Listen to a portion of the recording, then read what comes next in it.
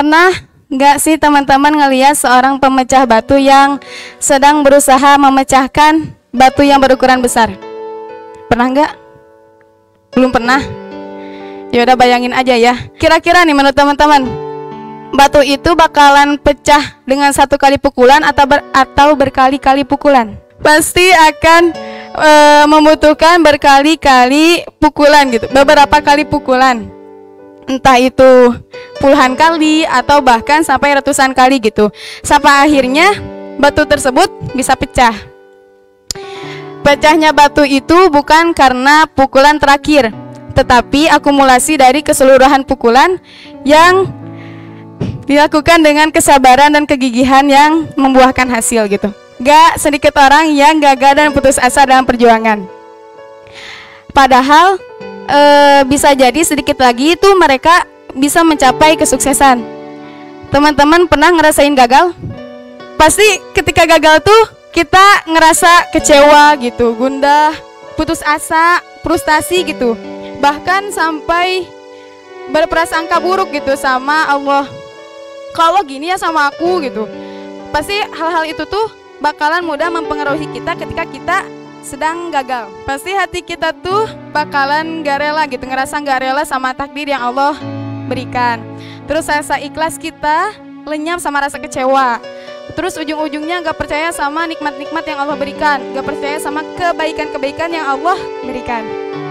Dan lambat laun kita ninggalin Allah, ninggalin hidayah yang udah Allah kasih buat kita. Na'udzubillahi min dzalik. Padahal kalau kita mau berusaha, mau bersabar, pasti kita tuh bakalan berhasil dengan hasil yang memuaskan. Semua orang pasti akan mengalami kegagalan. Kenapa? Karena pada dasarnya gagal ini adalah salah satu tarbiyah Allah untuk mendewasakan hambanya. Dengan gagal ini seseorang akan berusaha untuk berubah menjadi lebih baik, lebih berguna lagi, lebih inovatif, lebih kreatif, lebih bisa bersikap tawadu dan tidak sombong. Terus dengan gagal ini juga seseorang itu akan menyadari bahwa sekuat apapun manusia berusaha, Allah lah yang menentukan hasilnya. Semakin banyak kita gagal, maka akan semakin yakin kita akan hakikat la haula wala quwata illa billah. Harusnya dengan kegagalan itu menjadi cambuk untuk kita agar lebih semangat untuk kembali berusaha mewujudkan impian kita. Teman-teman punya planning? Punya. Apa semua yang teman-teman planningkan itu sesuai dengan keinginan teman-teman? Maksudnya terwujud gitu? Enggak semua ya. Terkadang Allah tuh sengaja gitu menggagalkan rencana-rencana kita yang udah kita susun baik-baik gitu, yang udah kita rencanain bakal gini bakal gitu. Kenapa? Karena Allah tuh ingin memberi ganti yang lebih baik dari itu.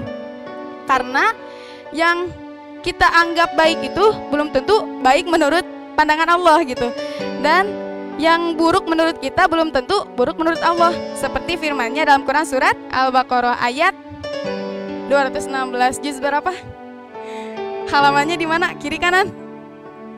Kiri atas, Masya Allah.